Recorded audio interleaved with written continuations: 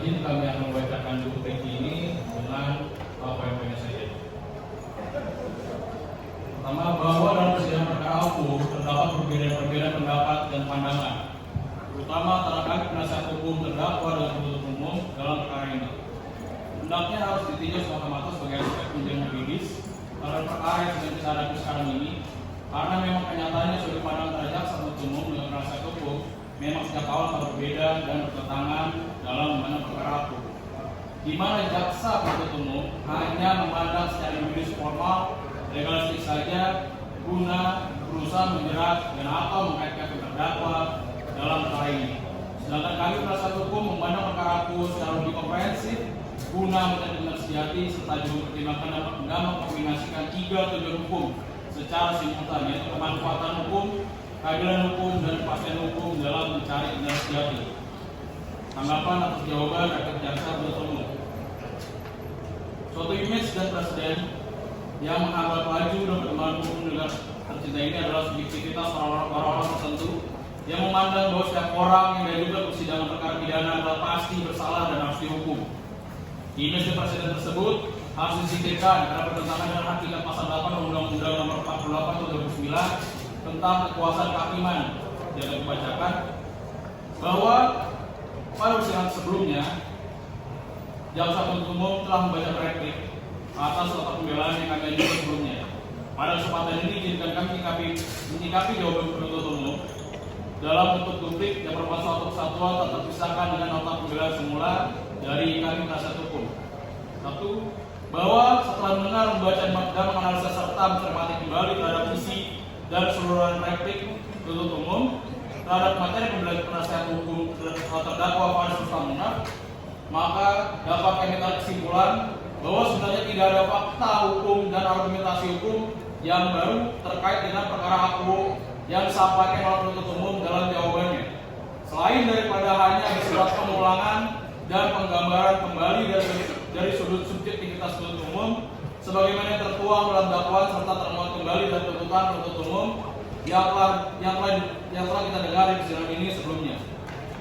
Bahwa kami dari penasihat hukum terdakwa dalam kesempatan ini tidak akan menanggapi kembali secara keseluruhan dari apa-apa yang telah disampaikan oleh penuntut umum dalam tanggapannya. Menurut hemat kami lebih banyak mengeluarkan ungkapan-ungkapan serta dalil-dalil yang bersifat normatif retorik dari penuntut umum yang tidak didukung oleh fakta-fakta sebagaimana yang terbukti dan terkonfirmasi di persidangan dalam perkara aku.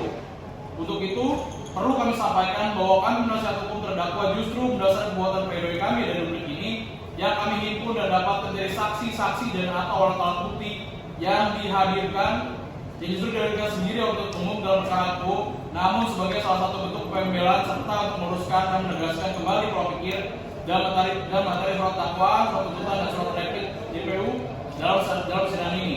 Maka kami akan kembali menyampaikan klarifikasi sekaligus penegasan dan jawaban kami yang sebagai berikut.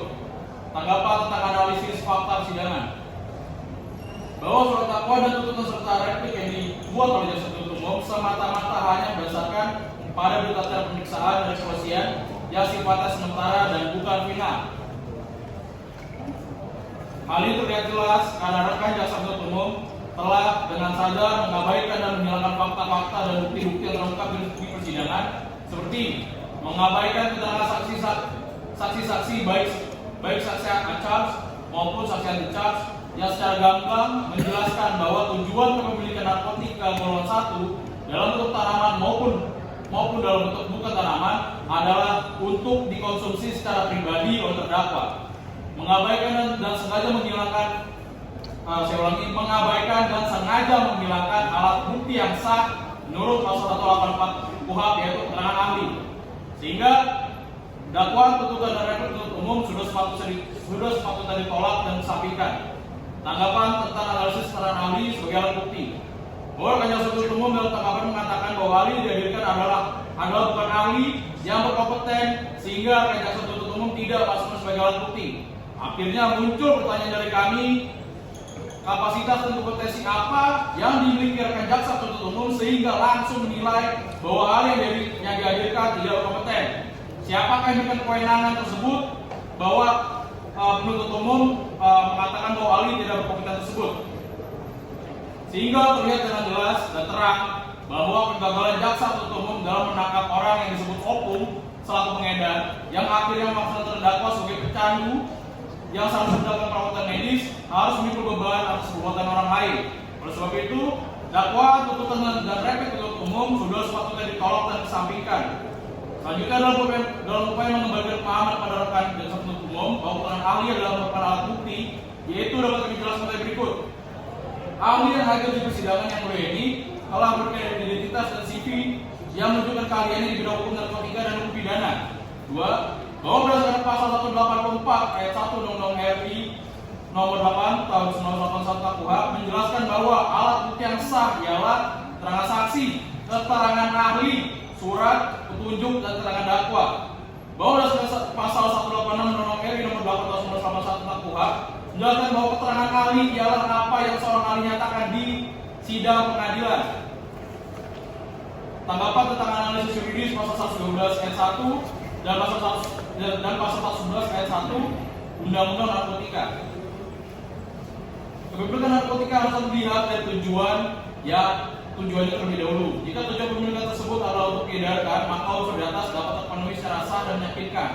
Namun, jika kepemilikan narkotika golongan 1 bukan tanaman maupun tanaman oleh seseorang dengan tujuan untuk konsumsi pribadi, maka unsur ini harus gugur dan tidak terputus secara sah dan meyakinkan. Karena dalam pasal 54 junto pasal 103 junto pasal 127 Undang-Undang Narkotika dijelaskan bahwa hakim dapat memerintahkan melalui putusan pengadilan pada terdakwa yang terbukti sebagai penyalahguna untuk dilakukan upaya rehabilitasi.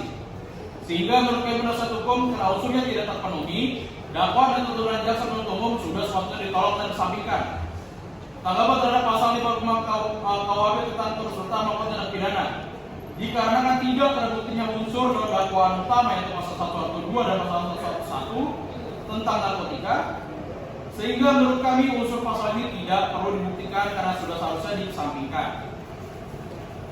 Tanggapan untuk mengajak dan membaca kembali Undang-Undang RI nomor 35 tahun 2011 tentang narkotika. Waris Rustam Munaf adalah pecandu maupun penyalahguna narkotika yang tidak seharusnya dipenjara, melainkan wajib mendapatkan pengobatan melalui proses rehabilitasi medis dan atau sosial. Bahwa pada bunyi pasal 1 angka 13 Undang-Undang RI nomor 35 tahun 2009 menjelaskan bahwa pecandu narkotika adalah orang yang menggunakan atau menyalahgunakan narkotika dan dalam keadaan ketergantungan pada narkotika baik secara fisik maupun psikis. Angka 14 dianggap dibacakan, pasal 58 dianggap dibacakan. Bahwa dari penjelasan pasal tersebut di atas dapat diterangkan bahwa pengertian pecandu yang ketergantungan bukan hanya sekedar dilihat atau ditimbulkan dari gejala fisik yang khas seperti sakit, sakau yang ditunjukkan secara langsung, melainkan diperluas dengan gejala khas yaitu gangguan psikis yang ditandai dengan dorongan untuk menggunakan narkotika secara terus-menerus. Gangguan psikis tersebut yang ditunjukkan terdakwa dan terungkap di persidangan bahwa dorongan untuk menggunakan narkotika disebabkan dengan adanya bom atau alat hisap sabu yang terdakwa lihat di kendaraan saksi Denny, sehingga hal tersebut yang memicu terdakwa untuk menggunakan narkotika. Maka pecandu wajib mendapatkan layanan rehabilitasi. Bahwa terdakwa berdasarkan keterangan saksi-saksi dan berdasarkan alat bukti surat dari RSKO adalah mantan pecandu yang sudah seharusnya mendapatkan pengobatan lebih lanjut melalui proses rehabilitasi medis dan sosial. Oleh sebab itu berdasarkan penjelasan di atas sudah sewajarnya majelis hakim untuk memutuskan berdasarkan Undang-Undang RI yang berbunyi pasal 127 dianggap dibacakan, junto pasal 54 dianggap dibacakan, junto pasal 103 dianggap dibacakan. Hal tersebut di atas sudah sesuai dengan amanat pembuat undang-undang berdasarkan pasal 4 poin D Undang-Undang RI nomor 35 tahun 2009 menjelaskan bahwa undang-undang tentang narkotika bertujuan menjamin pengaturan upaya rehabilitasi medis dan sosial bagi penyalahguna dan pecandu narkotika. Lebih lanjut, kewajiban menempatkan pecandu penyalahguna narkotika dalam lembaga rehabilitasi telah dipertegas melalui surat edaran Mahkamah Agung nomor 4 tahun 2010 tentang penempatan penyalahguna pecandu dan korban penyalahguna narkotika. Dan juga sejalan dengan putusan Mahkamah Agung nomor dibacakan dan putusan Mahkamah Agung nomor dibacakan yang menegaskan bahwa pecandu narkotika adalah korban dan seharusnya memperoleh rehabilitasi bukan di penjara. Bahwa dari uraian-uraian tersebut di atas, dengan keyakinan yang berpegang teguh pada nilai-nilai keadilan, kami dengan tegas menolak dakwaan tuntutan dan replik penuntut umum karena sudah terang dan jelas penuntut umum tidak berdasarkan asas hukum dan fakta yang terungkap dalam persidangan dan dengan sadar dan sengaja menghilangkan alat bukti yang sah, sehingga sudah sepatutnya semua argumentasi penuntut umum dalam dakwaan, tuntutan dan replik ditolak dan disampingkan. Tanggapan atas jawaban penuntut umum mengenai hal-hal yang meringankan. Pertama, terdakwa memberikan kontribusi berupa karya-karya melalui lagu-lagu ciptaannya yang sampai dengan hari ini dinikmati oleh seluruh masyarakat Indonesia bahkan luar negeri. Oleh sebab itu sangat naif jika penuntut umum mengatakan bahwa karya-karya lagu ciptaan terdakwa adalah bukan bentuk kontribusi terdakwa terhadap negara ini. Sehingga menjadi pertanyaan dari penasihat hukum kepada penuntut umum. Jika dibalik pertanyaannya, apakah kontribusi yang sudah diberikan penuntut umum kepada negara? Apakah mencapai kejar target mendakwa dan bentuk seseorang yang adalah pecahan berpenyalahguna atau dihukum penjara adalah kontribusi? Siapa yang menilai dan apa yang dinilai? Kami penasihat hukum terdakwa mengajak penuntut umum untuk membuka wawasan yang lebih luas dalam hal menilai karya seni. Karena penilaian penuntut umum adalah penilaian sistematis yang hanya akan ditemukan dalam dunia akademik, di mana penilaian selalu berdasarkan angka. Perlu kami sampaikan dalam karya seni di dalam termasuk seni musik yang menilai bukan hanya satu melainkan ratusan ribuan bahkan jutaan masyarakat. Jadi kami kembali pertanyaan penuntut umum, apa yang dinilai adalah karya-karya seni ciptaan terdakwa berupa lagu yang didengar dan dinyanyikan masyarakat, dan siapa yang dinilai yaitu masyarakat sendiri, baik di dalam maupun luar negeri. Kesimpulan, akhirnya kami menyerahkan sepenuhnya pada keyakinan majelis hakim yang mulia untuk mengambil keputusan dalam perkara aku dengan pertimbangan ada judul hukum seperti in dubio pro reo, lebih baik membebaskan 1.000 orang bersalah daripada menghukum 1 orang tidak bersalah. Bahwa untuk kami penasihat hukum terdakwa kembali mohon kepada Ketua Majelis Hakim yang kami muliakan agar sependapat dengan kami penasihat hukum yang menyatakan secara tegas jika semua dakwaan, tuntutan dan replik jaksa penuntut umum tidak terbukti dan atau tidak dapat dibuktikan dalam perkara aku, maka berdasarkan uraian dan penegasan kami dalam replik jaksa penuntut umum atas PDW kami dahulu, maka kami tim penasihat hukum terdakwa dengan menyatakan berketetapan untuk menyatakan keberatan dan menolak semua dakwaan dan surat tuntutan jaksa penuntut umum dalam perkara aku, serta menyatakan secara tegas serta bertahan pada PDW kami yang telah kami bacakan dan sampaikan dalam persidangan ini, serta mohon kepada Ketua Majelis Hakim yang mulia yang di dalam perkara aku dapat memutus perkara ini dengan berpedoman kepada keadilan untuk dapat mempertimbangkan semua uraian kami dan fakta persidangan, penegasan serta pembelaan dan jawaban kami di atas, sehingga berkenan memutuskan: 1. Menerima replik ini yang merupakan penegasan dan bagian yang tidak terpisahkan dari letak pembelaan sebelumnya. Menolak seluruh dalil-dalil alasan jaksa penuntut umum dalam replik surat tuntutan maupun dakwaan. Demikianlah rubrik atas replik jaksa penuntut umum ini kami bacakan dan serahkan. Pada hari ini penasihat terdakwa Brigjen Mewah ditandatangani, Yoli Payumal ditandatangani, Ferdi Panungan ditandatangani, Yunus Tiran Darman ditandatangani, Cara Siwatang ditandatangani, Cara Siombing ditandatangani. Dan izin yang mulia untuk lampiran di belakang ini adalah bukti yang harus kami lakukan pada saat pledoi. Ini adalah surat yang menjelaskan bahwa terdakwa adalah mantan pecandu, dan ini sudah ada semuanya yang ada di sini.